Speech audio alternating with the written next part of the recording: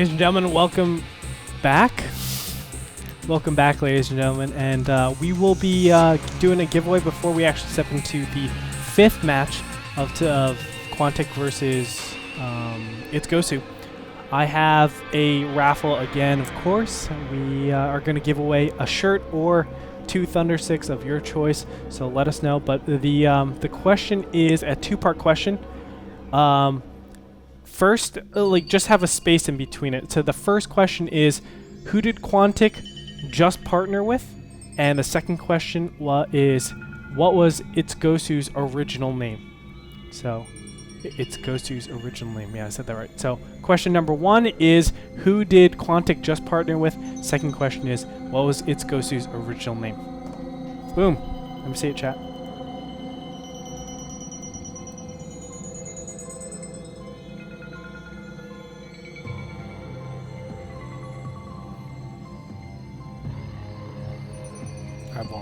I won't. Screw you, Poke Money.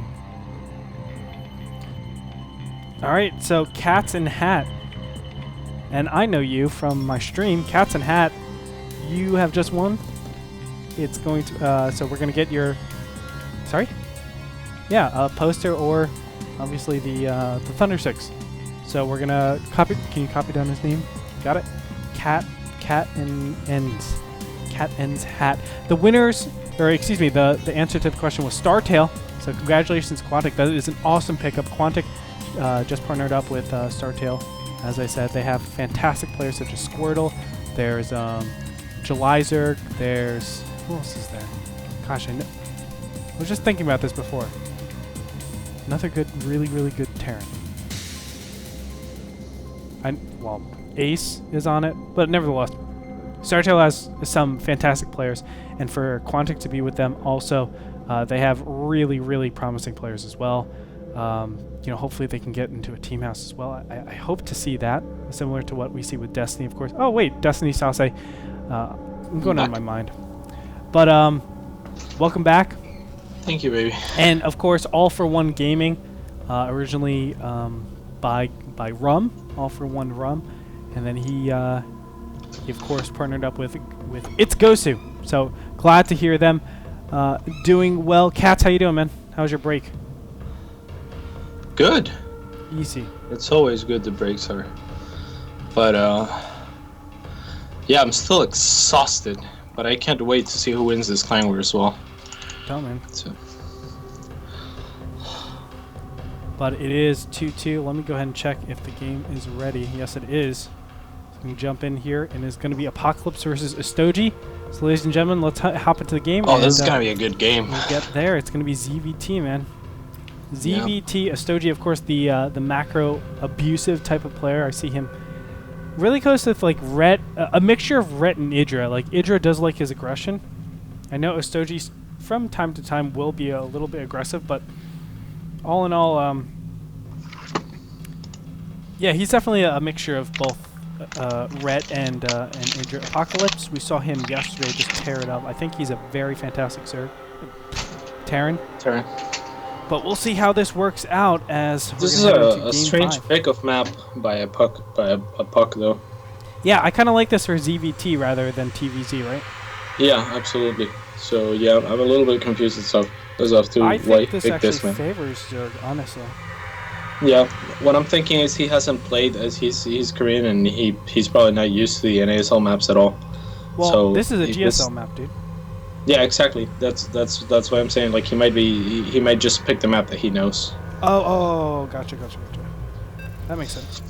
Well, here we go. We're off into game number 5. It's 2-2.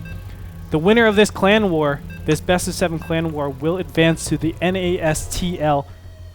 So it's a very important. I guess rubber match, almost. But Daybreak TVZ. All right.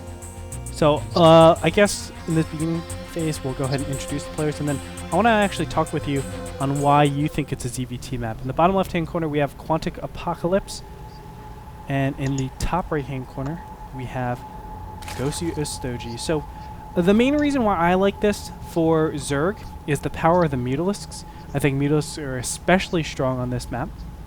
And you can like hide in this top area. You see how there's so much room, top right hand corner, top left hand corner. There's a lot of ways that you can just maneuver and start attacking this natural. So it makes it hard, or rather, this natural.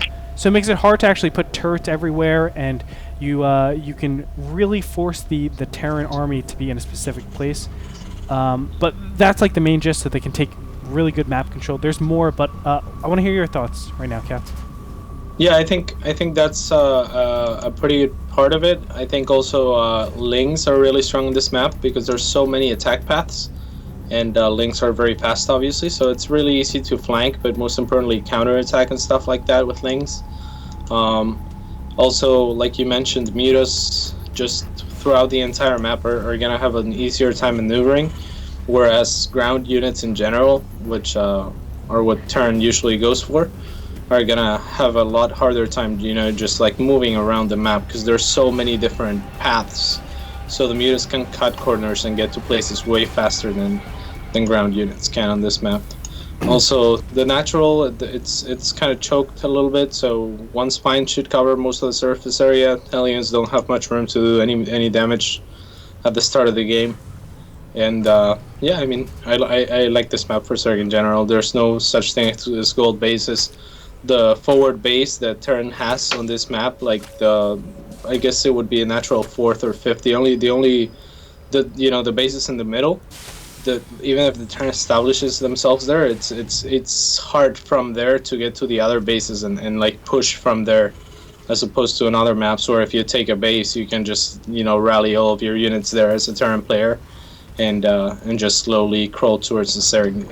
It's really hard to do that kind of thing on this map. For sure. That's another thing that we see so many times. Think of like the Shadow Temple, Antigua Shipyard. What are other maps that we have like that? Even Metalopolis to an extent, where there's an expansion that's very profitable, and then you just plant a planetary fortress there, and all of a sudden Terran has a big advantage. That doesn't really hold true with Daybreak, There's no particular expansion. This is the only one that has center control, and even this expansion, I mean, you have to kill the destructible rocks. There's a lot of different alternate paths that your opponents can get to your natural, get to your main, get to your third, things like that. So, yeah, I have to, just reiterate exactly what you said. I completely agree with that, and I think that's why Zergs tend to like Daybreak on this map. Yep. Usually they tend to like Daybreak on this map. God damn. Dude. Oh my god. But yeah, it looks like a puck is gonna open pretty standard with Factory Hellions, but at the same time he's only mining gas with one SUV, so he's favoring a little bit of an economy, of a more economic opener rather than trying to tech up too fast. Already building a tech lab onto the barracks, so we might see, we see another SUV added to the refinery, and perhaps a third one coming up soon. And I'm guessing he's gonna get I'm guessing combat shields might be first, and yeah, there we go. Super economic opener. He's gonna drop a third command center super fast. Yeah, and this, it's definitely a tough build to accomplish, I would say. Going for a 3 command center type opening, just because the thirds are so far away. Again, especially against muted timings, I mean, you have to kind of stay pretty passive for most of this game. Look at this, Ostoji playing so greedy. Not going any spine crawlers, only queens, and he's getting punished pretty hard for this. Yeah, up a great micro. Oh, one more drone is gonna go down, and let's take a look at the damage real fast. 4 drones killed by 2 Hellions. So definitely a good exchange, especially when you're being this greedy, and especially because he also forced 8 Lings. Also, Ostoji went for a really fast Ling speed. So that's probably why he didn't get a spine crawler, but just forcing out those 8 Lings. Oh! Oh wow, he ran away. Slippery, man. Yep, slippery. But yeah, Apak definitely getting the better traits out of the early game here. Yep, I have to agree. And there, his third orbital command center is making right now. So this does like supercharge your economy in the early game stages. I would agree. You have to just be careful not to overcommit so many mules to a particular base, because that can really mine out a base super fast. that is why a lot of times when you see like one base, especially in PvP, you'll see, you know, the Terrans not allocate all the mules towards this particular main, and it's because they don't want it to mine out so fast. So Apoc, I'm sure, knows that, and he'll just wait until his third, when after like maybe 4 mules, 5 mules, and then he'll actually go and take his expansion. Yep, absolutely. It's yeah, I think Apoc is in a really good spot. Yeah, mules can be so good, they're bad. That does, yeah. They're just too good, man. Like, they can mine a base so fast, it could get them into trouble. Yeah. They mine so fast, it could be bad, man. Yeah. But it is a problem though, because it does yeah, absolutely. it does nerf your economy for specific times. Obviously, if you lose a base super fast, like let's say I put all my mules, that's why you see no mules here and all the mules here. If I put all my mules over here, then you're actually witnessing an experience where this is going to mine up really fast, and then you're on one base again, and you need to get an expansion a lot longer unless you put your mules on the other place. Then all of a sudden, you don't mine your main out as fast. You're on 2 base economy for a lot longer. Yeah, and that's one of the main reasons why two base and 3 base Terran pushes with just constant aggression, constant streaming of units is so strong. And the Zerg can be on 4 bases, 5 bases, and be like, what the hell? Like, how is he producing more than me? It's oh, this is really nice by Apoc. Oh, he has to go on a choke with those Hellions. He needs to surround the Hellions, not the Marines and Marauders. That's probably the most critical thing. The Queen actually goes down, and this third is in a lot of trouble at this point. There's only 1 Marauder doing a ton of damage, but look at how fast the hatchery is going down, actually. This might need to be canceled. Zerglings are going to push forward. Will they be able to get a good surround? I'm not sure. Wow. You got the Marauder, though. This is going to be tough. Even if the hatchery doesn't die, it's going to be an easy target for later on. Exactly, yeah. Have to agree. And look at that. Nice positioning, but the Zerglings are finally going to surround these Hellions. Only 124 hit points, and he lets it go. And I don't blame him, but all it takes is just like 1 little drop and you're out of position, and boom, there that hatchery goes down. Yeah, so. And that could hurt him a lot more than it could have hurt him at this point. It's kind of one of those things that we were just talking about, where, you know, it seems like the right thing and the good thing happened, but it could turn up against him. Now, I love what Ostoji is doing. He's taking a 4th really, really fast. And that means if his 3rd dies, you know, he could just transfer all of those turns to the 4th really fast, and not much is going to happen from that. Uh-oh. Big sandwich coming in here. Yeah, really nice. I like what's happening right now. And Ostoji has 1-1 right now for his upgrades, and the Marines have nothing. So he could actually do this, I think, pretty profitably. But he's just gonna back off. Absolutely. I don't know why he's... Yeah, he really needs to engage this. He can't let these units run away. Yeah, they're taking a lot of creep, and here we come. Yep. Zerglings coming from 3 different angles, but it's overkill at this point. Look at how many Zerglings actually live from this. Yeah, another important thing to note is how many Zerglings he actually produced. Now, this is where it gets a little bit tricky for the Terran player. It's going to be pretty hard to hold his 3rd. I love the bunker positioning, though. It's really good. It kind of helps connect a little bit the 2 bases, as opposed to just putting it like behind the minerals or something like that. So yeah, there it is. It's pretty hard to... Oh, nice picks. Yeah, will go down at a pretty high cost, though. That's a lot of links that he lost. But yeah, definitely tanks the unit that you want to get rid of, and he is going infestors as well and taking super fast. This is a ridiculously fast hive by Ostoji.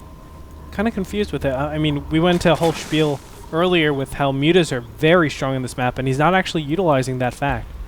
Yeah, he's not playing to the map, but that empowers drops like crazy if you're not going it, because remember, we were just talking about how good air control is on this map. Well, yeah, if you're not taking air control, which you normally do with mutas, then drops are going to be so troublesome for you. Yeah. Soji might be in a lot of trouble, but 5 infestors on the way out. They all have pathogen glands. Look at that. Finishes just in time. And we're going to see another big engagement. 2-2's almost finished as well. Yeah, absolutely. Yeah, APOC not really playing to the map either. I mean, he should be dropping a lot more. And wow, this small link counter attack doing a bunch of damage. That's a lot more damage than it needed to do, and that's mainly because those 2 tanks were picked up. Our APOC is going to be able to clear out the 4th of Ostoji. Now overstimming a little bit, and unfortunately for him, Ostoji decided not to engage. Really nice spread though. He's aware of the infestors, it looks like, or thinks Banelings might be out. Yeah, it's beautiful spread. Very careful though. Doesn't want to lose any particular pack, but yeah, the spreads are exactly what defeats like any form of infestor play. Just that he can't progress on, but that's fine. I mean, he killed the bottom right-hand expansion. They're on equal amounts of bases. Stoji trying to get his 4th base over here in the middle top position. But, you know, where does Ostoji go from here? He is teching to 3-3. He's got an Ultralisk Cavern on the way. What do you think about Ultras on this map? I mean, the creep spread isn't particularly fantastic, but, you know, is it just he's getting him so fast to the point where he's catching his opponent off guard and he's able to really take advantage of him? Yeah, absolutely. The tank count is not very high, and Marines are not going to be that great against Ultras, especially with 3-3. That's incredibly fast of a 3-3. And one thing that Ostoji is doing here that most Circs don't do is just tanking super fast with even, I want to say, even taking a little bit of a risk. He only has 5 infestors left on the ground, and he's kind of relying really heavily on those. Well, here's the big engagement. Zerkin's coming in from 2 different nice sides. Around. He actually, he got a nice fungal on these group of Marines over here on the right-hand side. Now everything's going to be cleaned up. A very nice job done by Ostoji. Look at that. Even Infestaterran popping out, killing one of the medevacs. But you know what? There's a huge amount of units all the way back home. You look at the supplies, 141 to 174. The main, let's go ahead and look at that. Not really, well, it's drying up a little bit. The natural's drying up a little bit. The 3rd is still fresh. Ostoji is getting his 4th base as we speak. And 3 Ultras on the way out right now. You know, how powerful do you think these 3 Ultras, or actually these 5 Ultras, I should say, are going to be? Very. There's 3 Marauders or so on the ground though, and you know that could actually be huge. I would like to see APOC start just moving forward with his 3 Marauders and trying to pick off Infestors. Infestors are what makes this Ultra army so powerful. Because if the units can just kite the Ultras, and yeah, Marines and Marauders can definitely kite the Ultras for a long time. Sure. It's not good engagement for Ostoji. Ostoji needs to be careful, man. That is really tense. Yep, that really was. I mean, it you know, it could be a bad engagement, but then, you know, if he gets fungal, it could be a really good engagement. So it's really tense moments right now. I love the fact that APOC is taking a 4th and making a PF out of it. But sure. I would love to see him remake a bunker at that 3rd. You know what? 3-3 has been finished. Adrenaline Glance is actually being upgraded right now. The Ultralisks are super strong. 5-3. So they have a total of 6 armor. These Marines are 2-2, so they still have a little bit of relevance, but doing 2 damage against the Ultralisk, not necessarily the best situation he wants to be in. 3-3 is on the way. It's just about, it looks like 80 seconds away. It's almost a minute, but we might have an engagement, and who knows, we might even say, or we might even have like ultra drops and stuff like that. I think that would be very advantageous to go into the main. Yeah, absolutely. That or even Nidus Swarm. Yeah, Nidus Swarm. That would be great too. But yeah, I mean, APOC is not falling behind by any means in upgrades, which is rather impressive. He's almost at 3-3 himself. Like 3-3 will finish any second, and that kind of negates how fast Ostoji decided to get his own upgrades. I would love to see APOC get a Raven though. He's losing so much to his infestors. There you go. The drop in the bottom right-hand position is going to continue. He's not actually going to fungal that down. You know, this is what we were talking about. The drops are just so powerful for Apocalypse. And Ostoji might be giving up a big advantage. Now, it's not necessarily that Ostoji loses because of it. It standardizes the map a little bit more. And, you know, it makes it a lot more even just based on the map than it normally is. So it's nowhere like... Ooh, wow, this is kind of bold. Yeah, really bold. Yeah, it seems like nothing's gonna get out of that. Nice ghosts, and actually APOC pulling ahead in supply. APOC is such a good player, man. Yeah, man, he doesn't mess around. Broodlord's actually added to the combination. So we're going for like an all-around type of army composition for this Zerg. How do you feel with Broodlords in this composition? I definitely like him, but I don't think 4 are too many Broodlords. That's gonna make it easy for the Ghost to just snipe him down. I'm not sure. Yeah, APOC has a starport, but he's maxed. He can't produce anything, so he needs to trade some units to make a unit composition that's going to help him out a little bit more against this. But I mean, his unit composition is not bad by any means. They could trade pretty evenly here. It's going to come down to the snipes, the fungals, the EMPs. Oh, big EMPs nice on EMPs. All the infestors. No snipes for the Broodlords, though. Oh, that one Ultimus being a little bit true. And oh my god, big fungals. But he doesn't have enough energy for a lot of them. And look at how fast the Ultralisks go down. What a cost-efficient engagement for Apocalypse.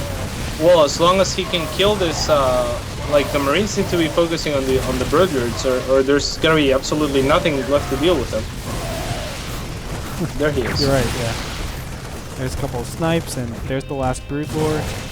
What does Astoji actually remax with, dude? This is a really tough spot for Zerg, and Astoji got him 4 base, and it seemed like it was like, alright, this is my sort of 4 base all-in, you know, like he starts just pumping out units, making a sick unit composition and pushing forward, and maybe denying a base here and there, but with APOC on the same number of bases, I mean, Astoji really just needs to camp and secure some more bases if he wants to stay in this. Sure. Both of them on very equal harvester counts, 59 to 62. But it looks like, what is this? The third is mining out really fast for Apocalypse. Wow. Yeah. Only 4 mineral patches left. The natural actually has a lot more, and the main has 3, but it's completely barren. So Apocalypse is running out. He does need to think about getting another expansion. I mean, he does have this tiny little mineral patch over here, or set of mineral patches, but Astoji, I mean, he's dwindling as well. His natural is basically mined out. His third isn't even mining. His fourth is about to be under attack. And this is going to be a lot stronger of an attack for Astoji than the previous one, just because he has double the number of Broodlords that he had before. Yeah. I would have much rather seen him get more Broodlords, especially if he thought the turn was maxed or close to max. There's no reason to not wait for some more Broodlords and even add some banelings to your composition. Nice fungal. Yeah, nice fungals, but he has to be careful. Oh yeah, there's no ghosts in this composition, however. Yeah, that's what helps so much. Unit tab is showing 3 ghosts out on the field. It looks like no more ghosts are actually being produced. And that's why the Broodlords are so much more powerful. As you were saying, Astoji is going to push his opponent back. And I think if he can keep his opponent off of 5 bases, he's going to be in a great position. Because right now, it's getting into starve mode, man. Yeah, and his army is pretty invincible. He really, like, APOC really needs ghosts and Vikings and that sort of stuff. I love this hit squad, but it's gonna get spotted. He needs to stim it and go for the hatchery, and that's what he's gonna do. So he's just gonna start attacking the hatchery and hope for the best. Yep. Nice stutter step, Micro. It will go down. Going to the drone line, not the best idea. But it will go down indeed. So yeah, it's a tense game, man. It's really gonna come down to one battle. Both players are starved, and both players have pretty nice armies. Yep, a little drop in the back over here in the mid-right-hand position. Soji's gonna clean that up. He's not actually mining too much. 100 minerals per minute right now. Where are all of his drones, man? 50 drones out in the field. I don't even know where they are. Yeah, there's a couple in his main, but yeah, I don't even know. Oh, I guess his third is oversaturated completely. Okay, he transferred everything there. Yeah, he needs to transfer some to his fourth. For sure. He has to be careful. Those ghosts are so deadly. They guarantee like a kill at least. Yep, and APOC is doing what Astoji needs to really. Astoji just needs to sit back and get maxed and start pushing and crawling towards new expansions. Yeah, for sure. Ooh, nice little infestor play. Doing a CatZ play. What did he do? And nope, he's just chilling. There he goes. Terran being pooped out. Oh, and nice fungal growth on top of all the ghosts. Yeah, good EMPs as well. Oh, sniping the Overseer. And yeah, this is not good for APOC if he gets fungled in there. No, it isn't. We'd be so careful. The Infestor's actually walking up into the Ghost line. The Ghosts are just going to town on all these units. He needs an Overseer very desperately. There's only 2 of them, unfortunately, for us. Broodlords. 2 Broodlords, 3, yeah. It's not good. It's amazing, though, how Osuji's army is so good. It's his army composition. Like, his army, he's at 160 supply, and his army is still way more expensive than Terran's. Sure. He's truly going for a certain death roll. A lot more army supply actually put into this Terran army. There are a lot of Thors out here. Thors actually give a lot of just meat to this army. It helps out quite a bit, but they don't have great anti-air, so if he gets a higher Brute Lord count, I think he'll be in great position. Whoa! Big fungal! Huge fungal. Thor's actually not the worst at trading, and his Brute Lords are all clumped up, and they really are for Osuji, but I don't know why he's keeping them behind. He might just be thinking of sniping the Ultralisks as they walk to them. Sure. Osuji out of fungals. He has to be really careful here. He's gonna be tough. I don't know if Osuji can win this one. This fight is gonna be really tough. The Vikings are just unopposed, man. Pull ahead. And Apocalypse will break into this this base over here. There's a lot of different infestors that are just chilling over here. 20, just about 20 Zerglings. It's just Zergling infestor from here on out. He has no money for anything like Broodlords or Ultras at this point. But his opponent is pretty starved too. He still hasn't gotten another base, and wow, a lot of mules being put down right now. If there is like a counterattack over to that base, he might be in a good position. We'll see what he does. Yeah. I don't know. I don't see many ways that Osuji can win here. He just lost his 4th and his 5th. He's about to get mined out of his 3rd, and already mined out of his main and natural. I feel like he pushed it a little bit too much there with that attack. I feel like if he got maxed, his army was just way stronger. But he just attacked it like 160 something supply. Yeah, he's going to try to rely on just fungal growths and just picking off units one by one.